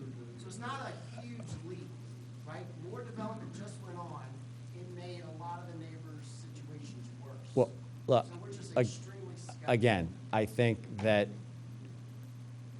the requirements such as they are today will meet them, and they are to the best of anyone's reckoning designed to improve stormwater conditions. Beyond that, we could talk about conjecture. Yeah. I'm assuming that Radnor Township will make about, what, $500,000 off the transfer taxes for the sale of these properties? Will Radnor Township put money aside for different residents that get screwed? For different residents? Yeah, because that's what we're talking about. I can't imagine that it would be within our fiduciary responsibilities to our own citizens to put aside money for different residents, You know no. what I mean, though, I mean, this is the issue. I think that our residents would come and sue us. Have to step up. Both townships have to step up. First, to Tim's point, you walk up Old Eagle School Road, those culverts are covered with trash. You can't even put another piece of leaf on top of them. I'm sure the water's not getting down there, or very little. Second point is that Radnor Township, terrific township, plus the developer need to get their heads together. We want the project to be successful. We want it to be successful without hurting us anymore. Put some money behind your project, put it out there, put $5 million in escrow, and make everybody happy, and you guys meet your requirements, and if we have water down, like Ted said, down the road, we tap that fund. So- 'Cause I already have problems in my yard. I just want to jump in because this is the second time that someone has said that Radnor is not working with Tridifferent. Sorry? I want to jump in because this is the second time that someone has said that Radnor is not working with Tridifferent. I'm here, this is my ward, this is my township building, I have to be here. We've had 2 different large group meetings, and for each one of those meetings, a Tridifferent supervisor has showed up. We had Murph Wysocki last time, Julie Gossi is here today. So, as of right now, There's literally nothing for Tredyffrin to do. There is no land development plan that has been given to Radnor Township. We don't have anything to do. But in spite of that, the Tredyffrin supervisors are stepping up and showing up and paying attention. So I'm grateful to Murph, I'm grateful to Julie. And I just want to make sure that you all understand they are showing up for you guys. And we appreciate that, but you guys don't live where we live, and I've been dealing with this, as I said in my video to you last week, for almost 30 years. Oh, Thank God these guys are coming along, because they may solve some of the problem, but it's not going to solve the problem that we're all still developing. I have seen the video that you sent me, and I understand everybody's concerns here. I just want to make sure that the people who are showing up right now, I mean, you literally cannot ask for more from the Tredyffrin supervisors than you are getting. There's nothing in front of them, and they have no authority over this plan. It's all Radnor, and in spite of that, they're showing up in solidarity. So, You got skin in the game, you're making money. That was your comment at the meeting with us in the community on December 20th. We're in the business of making money. I did not say You said that. that, yes, you did. I did not say that. Ma'am. I need some help understanding something. So there's going to be 44 townhouses in Pennsylvania one, and 9 houses on the other, and they're all in Radnor Township. Each of those houses are going to have 2 children in them. How's Radnor Township feeling about this extra 100 kids going into school district? It's rather, so it's gonna be 5 kids, it's gonna be large families, because this is exactly what happens in PE, knowing this is I moved from there. Yeah, Rather have them, but if you wanna, I can't speak for Radnor Township. you got someone over your head. So we're not permitted as a township board of commissioners to take into account the number of children who are going to be added to the school district, as crazy as that sounds. I can propose a number of different reasons why that might be the case. We have no ability to speculate in advance how many children will actually be in these homes versus how many children will be in homes in the course of normal turnover. So by way of example, you have a street, it's purchased entirely by people in their 30s. Those people have children, they continue to age in place. Eventually, you've got a street that's filled with people in their 80s. There's no children on that street. All those homes turn over at once. They're suddenly filled with people in their 30s again, and that street is filled with kids. This development may... Similar school districts that are close by, that have good schools, and you can see that those numbers are a lot different than what you're saying. This is not like a nationwide average, where it's fortunate enough to be a really good school district, but that creates more density when you put these types of homes in. So I was recently speaking with Dan Bernheim in Lower Merion, who's the president of their board, and what he told me is based on his review of Lower Merion, which is obviously an adjacent township to us, there's only about 5 children per 100 units that get added of new properties, but the majority of children who are added to the school district are from natural turnover. I don't know that to be true. I'm not vouching for it. What I am saying, however, is whatever the reason, we are not permitted to take that into account when we're making our decisions. That said, I can tell you I've spoken with the president of the school board, and I think that her head exploded. She's no longer available for comment because of her head exploding. I know the question. Would you consider making this townhouse development 55 and over? That's not our plan at this Why would point. you not consider that? That's just not really within our plans. If the price of the house is still going to be the same when you sell someone 55 or over, or someone who's 35, someone would buy it for $1 million. So what's the difference? Just because, I don't think we want to necessarily restrict who can buy these homes. Without getting into a deep dive into 55-plus communities, I'm not sure they're constitutional, but that's another discussion. But that's just not, the plan is to make these market rate or available to anybody.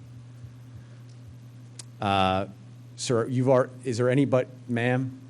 Sir, I know you've already spoken. I just wanted to give, there's 1, 2, 3 hands. Ma'am. Question. I was just wondering if your team would be willing to do an environmental impact study. There's a lot of issues surrounding kind of the downstream neighbors. And by environmental, you mean storm water? An environmental impact study. I think it looks at kind of all of the ecological impacts that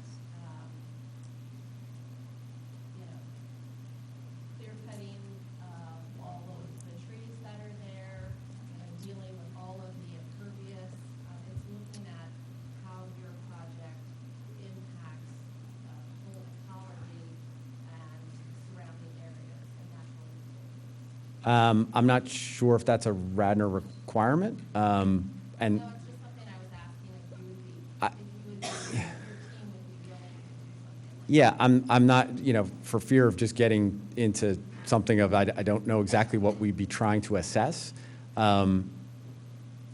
because I just don't know where that begins and ends in terms of an impact.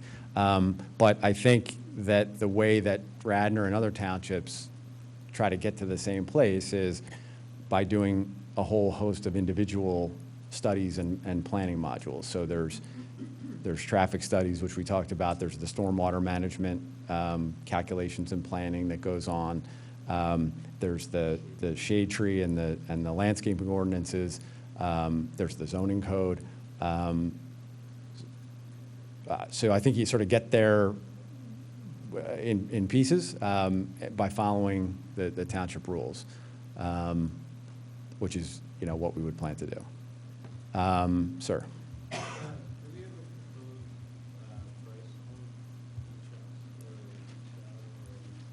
No, we haven't gotten to that point. I mean, again, not to be coy, but I think these are going to sell for high six figures and potentially over $1 million. And as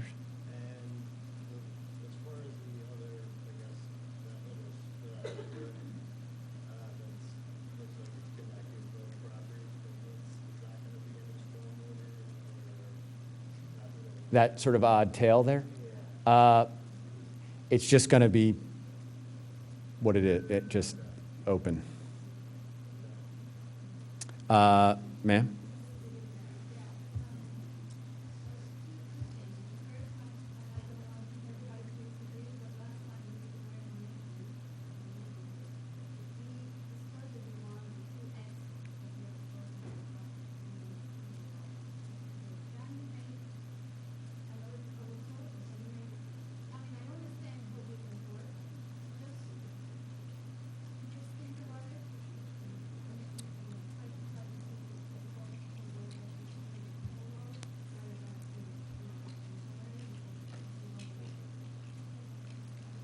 Yep. Yeah. As we discussed, I'm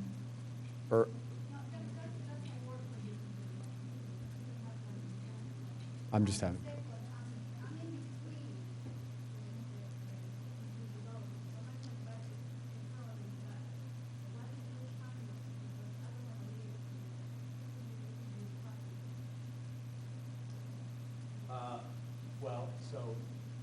Sorry, I just wanted to make sure I heard you. The question was around timeline. So there's two timelines. There's one, which is the approval process, where we're in the stage of conversation now. At some point, as we continue to refine the plan and distill it, we'll make an application where we start a formal process with the town. And the staff reviews it, engineers talk to each other back and forth, and Mr. Larkin and his colleagues review it and give us feedback. So there's that process. Good question. That could take, and I don't in any way mean to be presumptuous, but just taking myself outside of Radnor, approval processes can take 12 months to 2 years or forever. 12 months would be extremely quick, just based on experience. So, call it 18 months of an approval process. And then once you have an approved plan, you, to the extent that you didn't already start, you have to come up with building plans, actual construction plans for the homes. So you file those and get a building permit. The build out, call it, again, some of that's dictated by demand. If the day you open, people sign up and you sell every home, you could build them. I'm sorry? No, well, that's a longer answer to but essentially what you'll do, there's a technical answer, which is that you'll build them, you'd build them sort of a section at a time. The practical answer is that, that speed of that is somewhat attenuated or by demand. So if you have overwhelming demand, you build very, very quickly. If you have just sort of moderate or temperate demand, you sort of just build. But as a practical matter, I mean, just to cut to the chase and not give a hypothetical answer, my guess is I think these will sell pretty quickly, and I think the building process will go pretty quickly. So maybe that's another 18 to 24 months. Do you know how long it took for the 4 homes that they built on the corner of Stratford and Eagle to sell? No. I mean, I'm not exaggerating here, I think it was over 5 years or 4 months. And also, Yeah. Yeah, I can't speak to that. But, I mean, that, I wasn't involved, so I'm not sure. Yeah.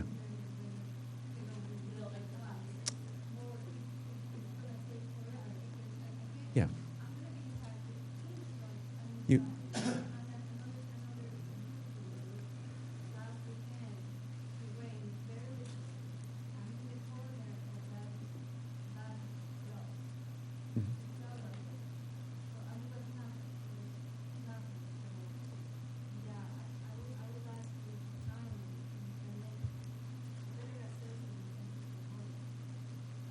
Yeah.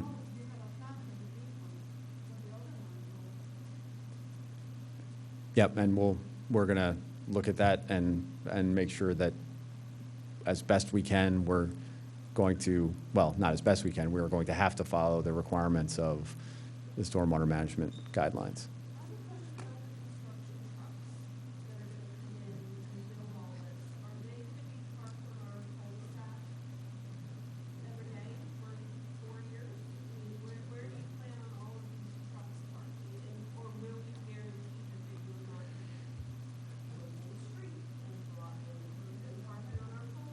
West Avenue, 2 and 300 block of West Avenue is a no truck road, so you're gonna have to take them 30. Yeah, I mean, construction traffic would have to follow the requirements of the township as to. No, my expectation, and I'm sure that the requirement will be that all of the construction trucks park on site. If for whatever reason, for some temporary period, I think we could probably, make arrangements to have them park towards the back of the shopping center. But I'm sure the township is not going to allow construction vehicles to just sort of park willy-nilly on Stratford or any other residential street. And that would not be our expectation either.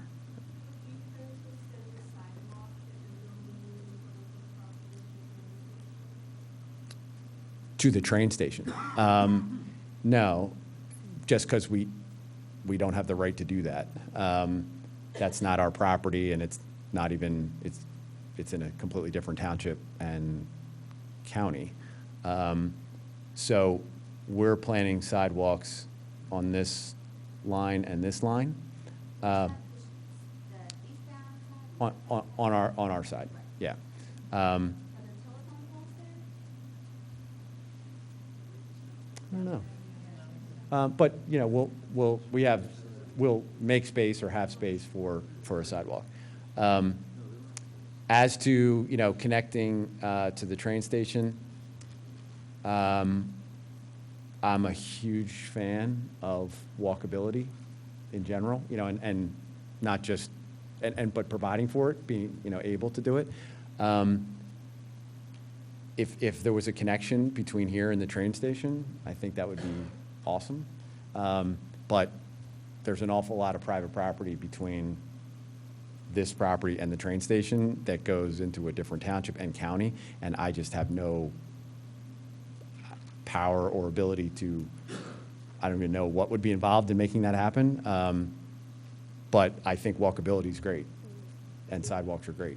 So we are getting on towards 9 o'clock, and we've got a lot of township personnel who are here keeping the building open for us, running the TVs and everything else. I'd like to shut down by 9 o'clock. We have 9 minutes left, but before we get a little bit closer, I, number one, wanted to give you guys a heads up that we're going to shut up shop pretty soon. The other is I wanted to kind of feel the room out. First off, I get the sense we should probably have another conversation in the not too distant future. Charlie, I know, is really looking forward to that. He's had a great time this afternoon. No, honestly, on that point, just, I take all of this as healthy dialogue. No, in my mind, no one, you didn't need to apologize. No one has been, this is dialogue. And I know it's very important. That's why we're here.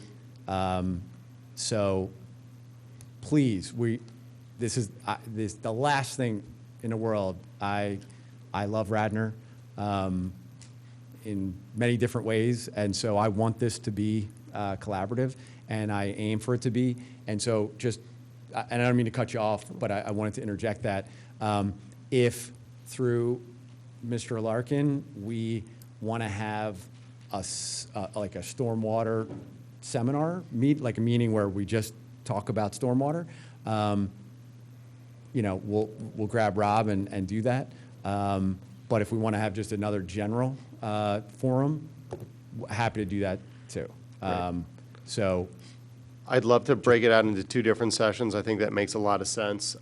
But I do want to say probably for both of those, I'm going to make a request, and it may or may not be feasible. It may or may not be something that you're willing to do, but I'm thinking there are 4 different things that I'd love it if you guys could come prepared with. Yeah. The first is I know there's a lot of curiosity about what the by right plan looks like, the purported by right plan. If you could bring, and I think everybody understands it's not engineered, it's not something that you would guarantee that you would build that way, but it's kind of a rough concept of this is what it would look like if you were not to get a conditional use. Mm-hmm. I'd love it if somebody could take a look at the actual site while it is raining. It's going to start raining from Wednesday until Friday of next week because I've had this conversation before. The stormwater engineer comes out and says, here's what happens when it rains. And like 40% of the people in the room says, no, that's not at all what happens when it rains. Go out there when it rains, take pictures, takes videos, and when somebody says it doesn't do that, and you can just throw that up on the screen and say, yes, it does, here's my video of it. Or you can say, we've learned something, we were wrong. We're going to get a bunch of selfies from Rob. Perfect. Out there. Perfect. Number 3, I'd love it. We'd be happy to provide you with whatever plans we have for the development that we've heard so much about, the Benson development that's at the other side of Stratford and Eagle. To the extent that you're able to, if you could distinguish what it is that you guys plan to do from what is actually there and why what it is that you're going to do is better. And if that means that what you're going to do maybe evolves a little bit, having seen that site, that wouldn't necessarily be the worst thing. Just so I'm clear, you're talking about the 11? The four houses. Yeah. The 4 homes that dramatically changed the area. Now, one of the things that I've heard a lot is those homes did not change the area. The fact that we are living in end times changed the area, and now everything is flooding because it's just raining a lot more. I don't know the answer to that question, but I'm going to say get a stormwater engineer, have Rob look at it, and have him be able to explain either here's why you're wrong or here's why you're right and how we're going to be different, one way or the other.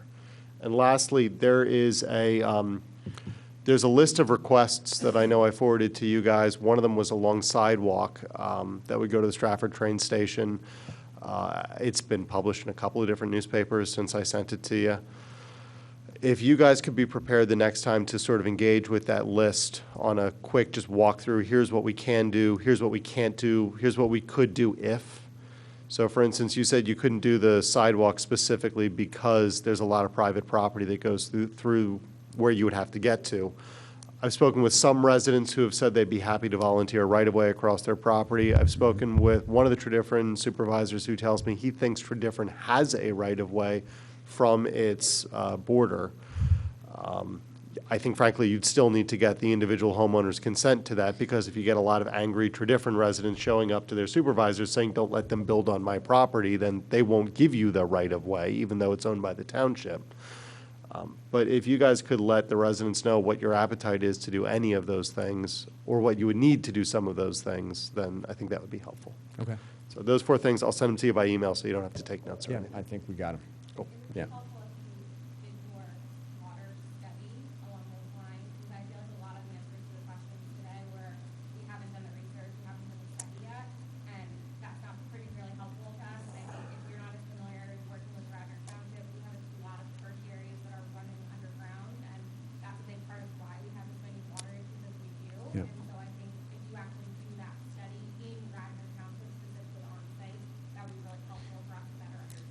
Yeah, and just to speak to that, so we haven't done a full-blown engineered plan yet, just because we're just not at that stage.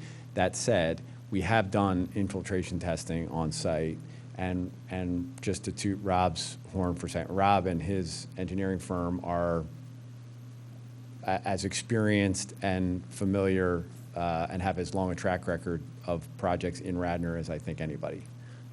So they're extremely familiar with the locality and stormwater. So I think we've done all of the preliminary work that we can do at this point, but there'll be a ton more to do as we do a fully engineered plan. And so we'll come back to Mr. Larkin's point that I think as we have some of these rainfalls in between now and the next time we talk, we'll continue to gather site-specific data as best we can, and look at some of the adjacent developments and see, what went wrong, what went right, and try to learn from those. And I'd also just encourage you to look the other direction. I think we spent a lot of time today looking at this downstream effect on the other side, closer to where you're building the 9 homes, so like on Eagle Road, you can actually see where the road is eroding because of all of the water that is flowing down the street that direction too. So I just want to make sure, we didn't spend a lot of time talking about that today, but that needs to be addressed as well. It's the problem on both directions. It's not just this one way, and we know Yep. because we all live on the road. Okay. If I can add, just for all the residents of both townships, you have to remember, if this is applied for, there's many reviews that are done we have consultants, we have Gannett Fleming, we have a traffic consultant that reviews this, and it will go through iterations, and every iteration will get reviewed. Those reviews are public. They're posted online under Engineering Planning Commission.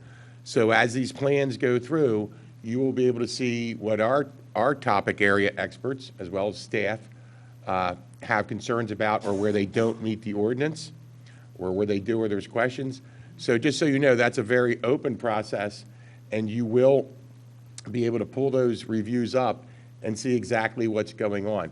There's stormwater calculations. I mean, Rob Lambert's going to give us a phone book of calculations for this project, but they are available if you wish to go through them.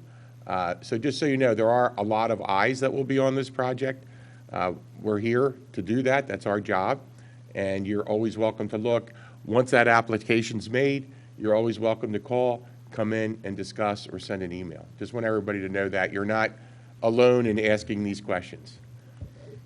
And I know the bell's about to go off, but sir? Yes, my major concern with all of this is density. I was the other day. To me, I've lived in this neighborhood pretty much my whole life. This project is too big for the amount of space it's there. I have no problem with it. It's a good plan, except I think there's too many units. I believe when you have, let's say, a 4-acre site somewhere, do we have to put 8 houses on that open 4-acre site, or do we put 2 houses so that we continue to have open space? This is altering that whole quadrant over there. As far as the aesthetic of that, I'm not talking about stormwater, whatever, although if there's more open space, surely you're going to mitigate some of the stormwater. So, Mr. Larkin mentioned some things that I'd like you to, he'd like you to consider next time we meet. I would like you to consider somehow where you can still probably gross as much, maybe as much money out of the plan, but with less units.